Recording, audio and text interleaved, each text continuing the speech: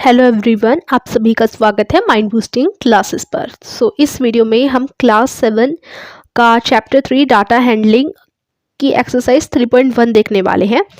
तो चलिए वीडियो शुरू करते हैं। आपको पेज नंबर 62 पर मिल जाएगी एक्सरसाइज 3.1। उसका क्वेश्चन नंबर 1 से हम लोग देखना शुरू करेंगे। क्या है, देखो, find the range of Heights of any 10 students of your class. तो आपको ना अपनी क्लास के स्टूडेंट्स की हाइट जो है वो लेनी है, ठीक है।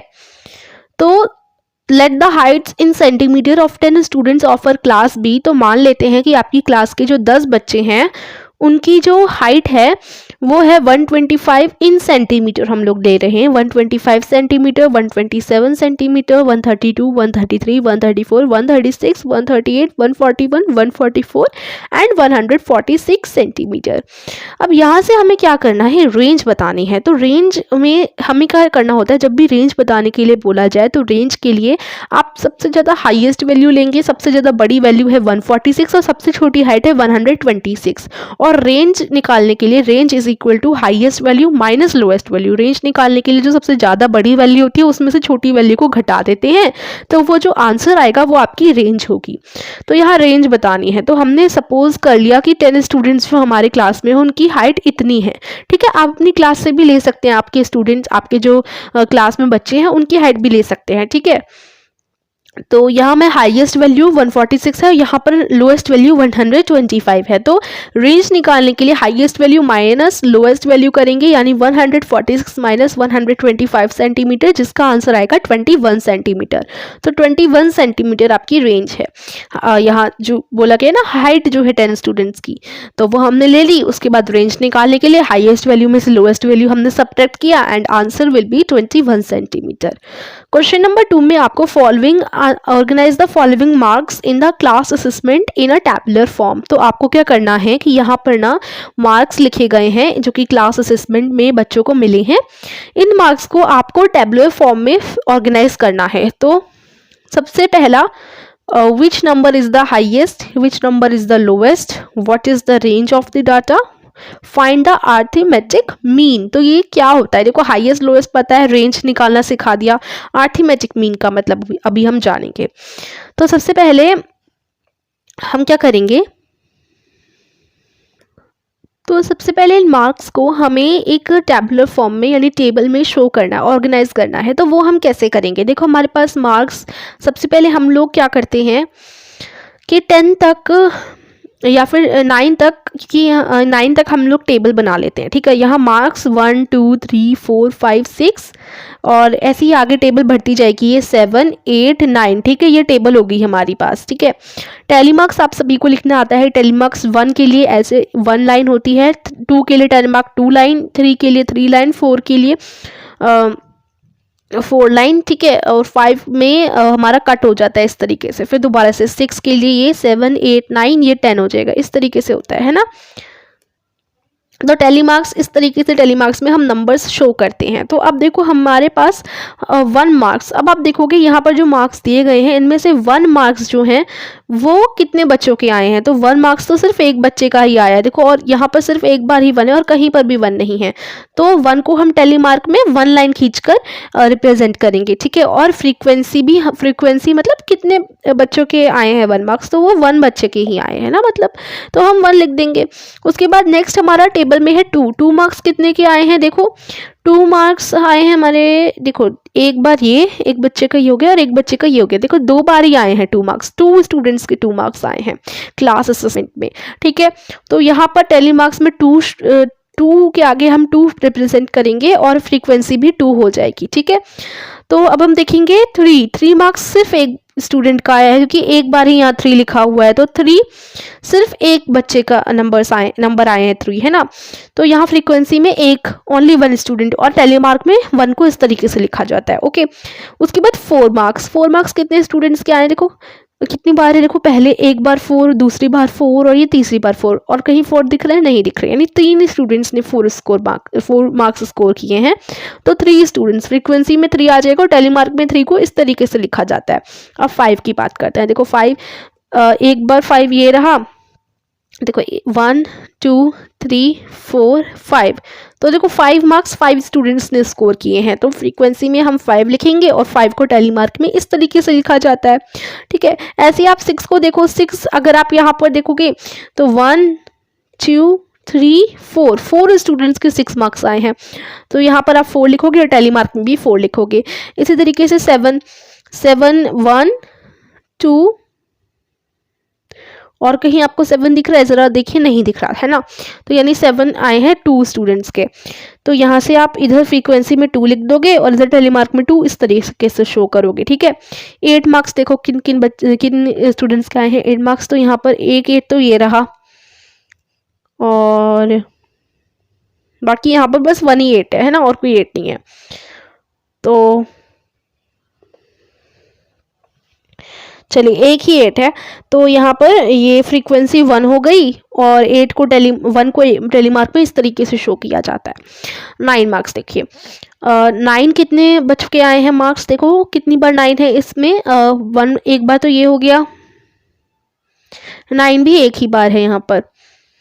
ठीक है, 9 भी सिर्फ एक स्टूडेंट ने ही स्कोर किए हैं, तो यहाँ पर सिर्फ एक है फ्रीक्वेंसी और एक को टेली मार्क में इस तरीके से शो करते हैं। ठीक है, तो इस तरीके से आपकी टेबल जो है हो जाएगी।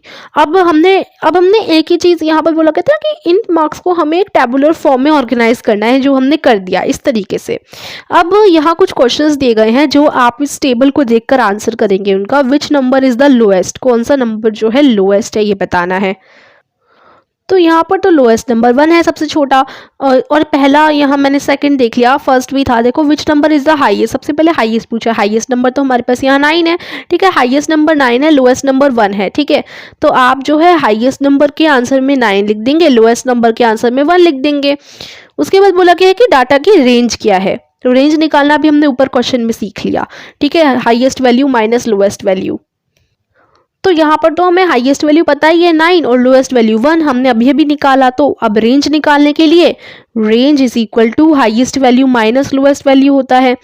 तो यहाँ से रेंज कैसे निकलेगी, range is equal to 9 minus 1, तो रेंज क्या हो गई 8 हो गई, ये हमारी 8 जो है रेंज आ गई।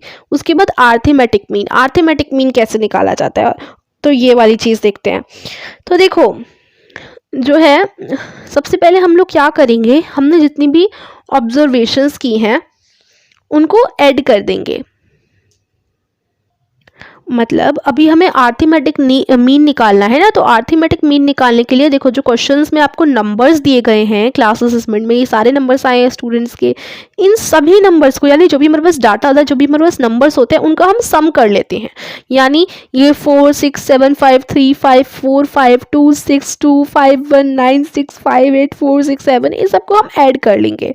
ठीक है, तो यहाँ आएगा आपका आंसर में सम ऑफ ऑल द ऑब्जर्वेशंस, इन सबको प्लस कर लिया, प्लस करने पर आंसर आ गया 100। ठीक है, आप प्लस करोगे यानी ऐड करोगे तो आपका आंसर 100 आ जाएगा। अब आपको काउंट करना है कि इनको आपने प्लस किया है तो ये टोटल कितने हैं, 1 2 3 4 5 6 7 8 9 10 11 12 13 14 15 16 17 18 19 20, टोटल नंबर है ऑब्जर्वेशंस के 20 है ये टोटल नंबर में। ठीक है, तो इनका सम है 100 और टोटल नंबर में ये है 20। ठीक है, तो आपको जो नंबर्स दिए गए होते हैं अगर आपको उनका अर्थमेटिक मीन निकालना हो तो उसके लिए सम करोगे पहले सबका, उसके बाद उनका टोटल नंबर निकालोगे। उसके बाद जितना उनका सम आया उन्हें जोड़ने पर 100 और जितना टोटल नंबर है उनका 20, इनको आप डिवाइड कर दोगे। अर्थमेटिक मीन निकालने के लिए करते हैं sum of all the observation divided by total number of observation. ठीक है ना, तो यहाँ से हमारा क्या हो जाएगा 100 डिवाइडेड बाय 20 हो जाएगा। तो अब आपको पता है कि 20 के टेबल में 100 कब आता है 5 पर, तो ये कट हो गया 25 100। ठीक है, तो आंसर आपका 5 आ गया, अर्थमेटिक मीन 5 है।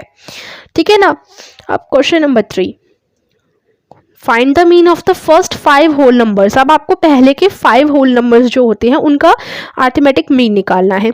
तो देखो मीन का मतलब भी वहाँ सेम ही है। ठीक है, अर्थमेटिक मीन और मीन सेम है। तो फर्स्ट 5 होल नंबर्स कौन कौन से होते हैं, हमें नेचुरल नंबर्स और होल नंबर्स पता है, ये शायद से हमने चैप्टर 1 में किया था और 6th क्लास में भी हम इसको पढ़ चुके हैं। इंटीजर्स में हम इन्हें पढ़ चुके हैं कि इंटीजर्स क्या होते हैं।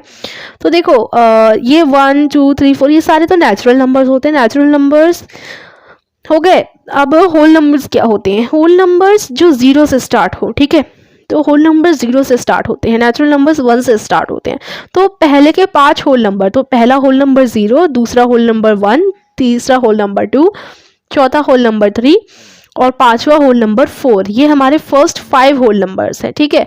अब फर्स्ट 5 होल नंबर्स हमारे पास, आप लिखोगे आंसर में first 5 whole numbers are 0, 1, 2, 3 and 4, ठीक है, फर्स्ट 5 होल नंबर्स हो गए। अब मीन निकालने के लिए हम इन सभी होल नंबर्स का ऐड कर देंगे इन सबको, ठीक है, क्योंकि पहले सम चाहिए होता है जितने भी नंबर्स हैं। तो 0 + 1 + 2 + 3 + 4, आंसर कितना आएगा? 10, ठीक है, आंसर आ गया 10। उसके बाद ये टोटल नंबर में कितने हैं? 1 2 3 4 5, 5 है, तो टोटल नंबर कितना है इनका? 5। तो अब 10 / 5 कितना हो जाएगा? 2, 5 2 ज़ा 10, तो आंसर 2 आ गया। यानी जो पहले के 5 होल नंबर्स होते हैं उनका मीन है 2, ठीक है। फिर आगे क्वेश्चन नंबर 4 है, a cricketer scores the following runs in 8 innings. एक क्रिकेटर है जो इन फॉलोइंग रन्स को 8 इनिंग्स में स्कोर करता है। तो अब आपको इसका मीन स्कोर बताना है। तो ये हमारे पास, इसको हम ना क्या कहते हैं, देखिए ये जो मीन है ना वो एक तरीके से ना एवरेज की तरह ही होता है, जैसे हम एवरेज फाइंड आउट करते हैं। तो सबसे पहले हमारे पास है कि क्रिकेटर जो है उन्होंने कितने रन स्कोर किए, तो 58, 76, 40, 35, 46, 45, 0 एंड 100 है ना। तो मीन निकालने के लिए हम क्या करेंगे, टोटल इन सबका कर लेंगे, टोटल कर लेंगे, प्लस कर लेंगे सबको, और जितना इनका नंबर है, टोटल नंबर है जितना, वो हम लिखेंगे, ठीक है। तो पहले तो इन सबको प्लस कर दो, तो प्लस करने पर आपको 400 आंसर आपका हो जाएगा, ठीक है। उसके बाद ये कितने हैं नंबर में? 1 2 3 4 5 6 7 8, 8 है, तो टोटल नंबर क्या है इन सबका? 8 है। तो 8, तो 400 और 8 का डिवाइड करेंगे, 400 और 8 का डिवाइड करने पर आपको आंसर आ जाएगा 50, यानी जो मीन है वो है 50, ठीक है, मीन स्कोर इज 50। तो इस तरीके से मीन निकाला जाता है। Now answer the following question. अब आपको फॉलोइंग क्वेश्चन के आंसर देने हैं। Find the mean to determine as average number of point scored per game. तो ए ने गेम 1 में 14 स्कोर किया, गेम 2 में 16, गेम 3 में 10 और गेम 4 में 10, ठीक है। तो आपको जो है मीन निकालना है ए का average number of point score पर गेम, यानी आपको बताना है कि इनका मीन क्या है जो ए ने हर गेम में स्कोर किया ना, 14, 16, 10 और 10, इन सब का आपको मीन निकालना है। तो चलो मीन तो निकालना आता ही है, तो आंसर फर्स्ट में आप क्या करोगे, as average number of point निकालने के लिए कि एवरेज उसका कितना होगा, तो एवरेज निकालने के लिए आपको मीन निकालना होगा, क्योंकि एवरेज भी इसी तरीके से ही निकाला जाता है, आपको एवरेज बताना है, ठीक है। तो सबसे पहले हम इन सबका टोटल करेंगे, और नंबर है इनका 1 2 3 4, 4 है टोटल नंबर, ठीक है। तो इन सबको प्लस करोगे तो 50 आ जाएगा, और टोटल नंबर है 4, और 50 / 4, तो आंसर आपका डेसिमल में आएगा 12.5, ठीक है, 12.5 आपका आंसर आ गया। तो ये इसका एवरेज है, एवरेज जो है यानी जो मीन आया वो है 12.5, ठीक है। सेकेंड क्वेश्चन में, to find the mean of number of points per game for C would you divide the total points by 3 और बाय 4, वाई। अब यहाँ आपसे पूछा गया है कि अगर आपको सी का जो गेम है, to find the mean number of points per game for C, यानी सी के जो पर गेम, गेम 1, गेम 2, गेम 3 और गेम 4 में 8, 11 डिड नॉट प्ले, मतलब गेम 3 में तो उसने खेला ही नहीं, और गेम 4 में उसने 13 पॉइंट्स स्कोर किए। तो जो सी के पॉइंट्स हैं गेम 1, गेम 2 और गेम 4 में, अगर आपको इनका मीन निकालना हो तो क्या आप इन तीनों का टोटल करेंगे, और उस टोटल करने के बाद आप उसे 3 से डिवाइड करोगे या 4 से डिवाइड करोगे, ये आपको बताना है। तो देखो सिंपल सी बात है कि गेम 3 में तो उसने खेला ही नहीं ना, तो हमारे पास सिर्फ 3 नंबर ही आए हैं, तो टोटल नंबर तो हमारा 3 ही है ना, तो इसलिए हम 3 से ही डिवाइड करेंगे। तो यहाँ आप आंसर में क्या लिखोगे, आंसर में लिखोगे to find the mean number of points per game for C we will divide the total points by 3, because C played 3 games, क्योंकि सी ने तो सिर्फ 3 ही गेम खेले हैं, ठीक है। इस तरीके से आप लिखेंगे, यहाँ तक ये आंसर हो जाएगा इसका। उसके बाद नेक्स्ट क्वेश्चन है आपका, following table shows the points of each player scored in 4 games, be played in all the 4 games how would you find the mean. तो बी ने चारों गेम खेले, पहले गेम में 0 स्कोर था, सेकंड गेम में 8, थर्ड गेम में 6 and fourth game में 4। तो अब आपको जो है मीन निकालना है, कैसे निकालोगे ये बोला गया है। तो इसके लिए हम क्या करेंगे, पहले चारों जो स्कोर्स हैं उसके 0, 8, 6 एंड 4 उनको ऐड करेंगे, और ये 4 हैं तो इसलिए टोटल नंबर ऑफ स्कोर है 4। तो 18 डिवाइडेड बाय 4, आंसर आपका डेसिमल में आएगा 4.5। तो आप लिख सकते हो द मीन इज 4.5। ठीक है। अब फोर्थ क्वेश्चन है, who is the best performer, कौन बेस्ट परफॉर्मर रहा। The best performer will have the greatest average among all. तो जिसका मीन जो है सबसे ज्यादा आया होगा वो ही ग्रेटेस्ट बेस्ट परफॉर्मर था। ठीक है। तो now we can observe that the average of A is 12.5। जो ए का एवरेज है वो 12.5 है, हमने फर्स्ट क्वेश्चन में निकाला था, जो कि बी और सी से ज़्यादा ही है, क्योंकि बी का तो 4.5 है और सी ने तो एक गेम खेला ही नहीं, तो उसका भी कम ही होगा। और सी ने जो 3 पॉइंट स्कोर किए थे, 8, 11 और 13, वो भी कम ही है। तो अगर आप सी और बी का एवरेज निकालोगे तो वो ए के एवरेज से कम है, तो जिसका एवरेज ज़्यादा होगा वही बेस्ट परफॉर्मर है। तो therefore E is the best performer among this 3, यानी इन तीनों में से ए जो है बेस्ट परफॉर्मर है। Question number 6, the marks out of 100 obtained by a group of students in a science test are इतने, मतलब ये सारे जो दिए गए हैं, are the following, find the highest and the lowest marks obtained by the students. तो अब ना 100 में से कुछ बच्चों को मार्क्स दिए गए हैं साइंस के टेस्ट में, जो कि हैं 85, 76, 90, 85, 39, 48, 56, 95, 81 एंड 75। इसमें से आपको हाईएस्ट और लोएस्ट मार्क्स बताने हैं। तो अब यहाँ बोला गया है कि आपको हाईएस्ट और लोएस्ट मार्क्स बताने हैं। तो हाईएस्ट मार्क्स इन सब में से क्या हो जाएगा, हाईएस्ट मार्क्स तो हो जाएंगे हमारे 95, और लोएस्ट मार्क इन सब में से है 39। ठीक है। तो आपको फाइंड आउट करने हैं और लिख देने हैं। तो आंसर नंबर 1 हो गया, highest marks is 95 and lowest marks is 39। Next question, range of the marks obtained. अब रेंज निकालना है। तो रेंज निकालने के लिए हाईएस्ट वैल्यू में से लोएस्ट वैल्यू घट जाती है, यानी 95 माइनस 39 हो जाएगा और आपकी रेंज आ जाएगी। तो 95 में से अगर आप 39 सब्ट्रैक्ट करोगे तो क्या आएगा, यहाँ आएगा आपके पास, इधर बच गया 8, 56। ठीक है। तो रेंज आ गई आपके पास 56। अब यहाँ पर है आपके पास क्वेश्चन नंबर 7, जिसमें the enrolment in a school during 6 consecutive years was as follow. 6 consecutive का मतलब होता है लगातार में। ठीक है। तो 6 कॉन्सिक्यूटिव ईयर्स में जो इनरोलमेंट हुआ बच्चों का स्कूल में वो इस तरीके से है।